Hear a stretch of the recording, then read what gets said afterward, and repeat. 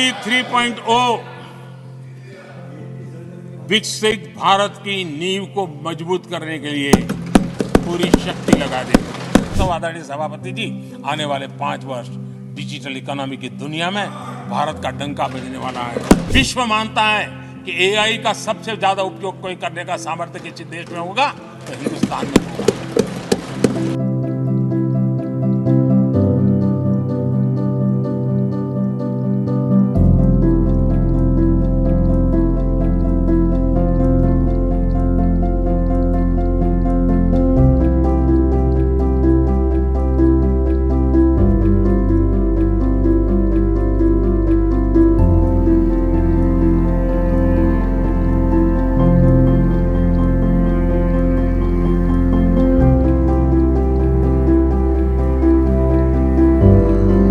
G20 की सफलता ने साफ कर दिया है और दुनिया में कोविड के बाद जो खुलापन आया, उस खुलापन का सबसे बड़ा लाभ हमने देखा है कि विश्व का ध्यान भारत की तरफ गया है और इसलिए एक बहुत बड़ा क्षेत्र टूरिज्म आने वाले दिनों में होने वाला है और जो सबसे ज्यादा रोजगार देने वाला है।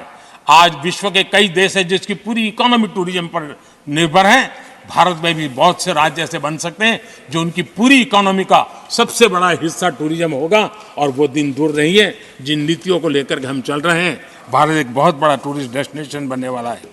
आदरणीय सभापति जी, जिसका हिसाब किताब पहले बहुत कम हुआ करता था, जिसकी बातें सुन करके हमारी मजाक उड़ाई जाती थी, जब मैं डिजिटल इंडिया की चर्चा करता था, जब मैं फिनटेक की चर्चा करता था, तब मैं जरा आउट ऑफ बॉक्स की बातें कर रहा हूँ ऐसा लोगों को लगता था।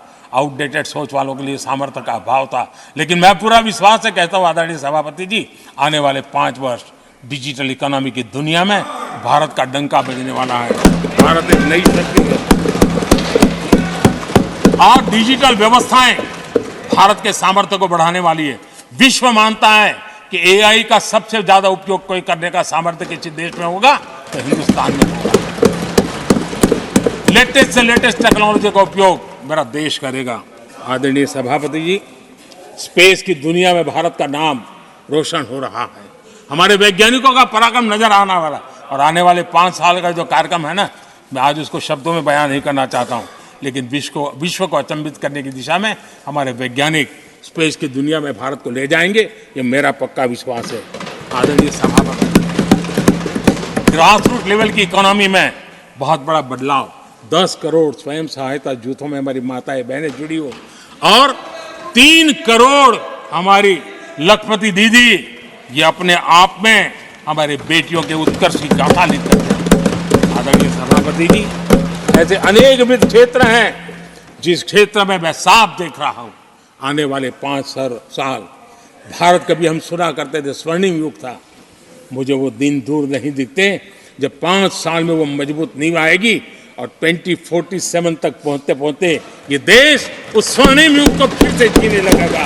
इस विश्वास के साथ आदरणीय सभापति जी, विकसित भारत ये शब्दों का खेल नहीं है, ये हमारा कमिटमेंट है और इसके लिए हम समर्पित भाव से, हमारी हर सांस उस काम के लिए है, हमारी हर पल उस काम के लिए है, हमारी हर सोच उस काम के लिए समर्पित है। उसी एक भावना के साथ हम चले हैं, चल रहे हैं, चलते रहेंगे और देश आगे बढ़ता रहेगा, ये मैं आपको विश्वास दूंगा। आने वाली सदियां इस स्वर्ण काल का इतिहास में अंकित करेगी, ये विश्वास मेरे मन में इसलिए है, देश की जनता का मिजाज मैं भली भांति समझ पाता हूं। देश बदलाव के 10 साल के अनुभव को देखा है, एक क्षेत्र में जो बदलाव देखा है वो तेज गति से बदलाव जीवन के हर क्षेत्र में नई ऊंचाइयां, नई ताकत प्राप्त होने वाली है और हर संकल्प को सिद्धि तक पहुंचाना ये हमारी कार्यशैली का हिस्सा है।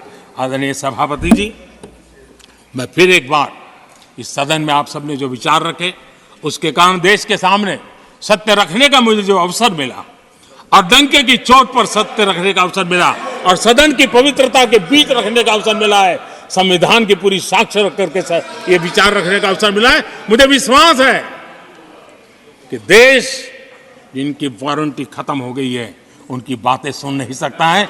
जिसकी गारंटी की ताकत देखी है उसके विचारों के भी विश्वास करते हुए आगे बढ़ेगा।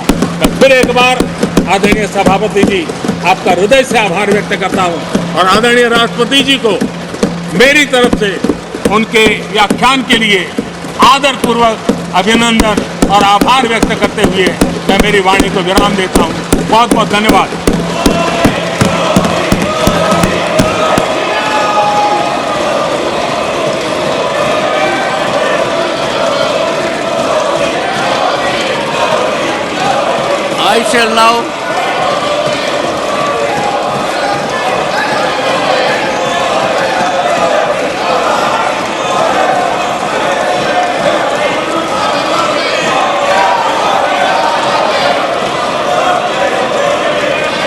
I shall now put the amendments which have been moved to vote.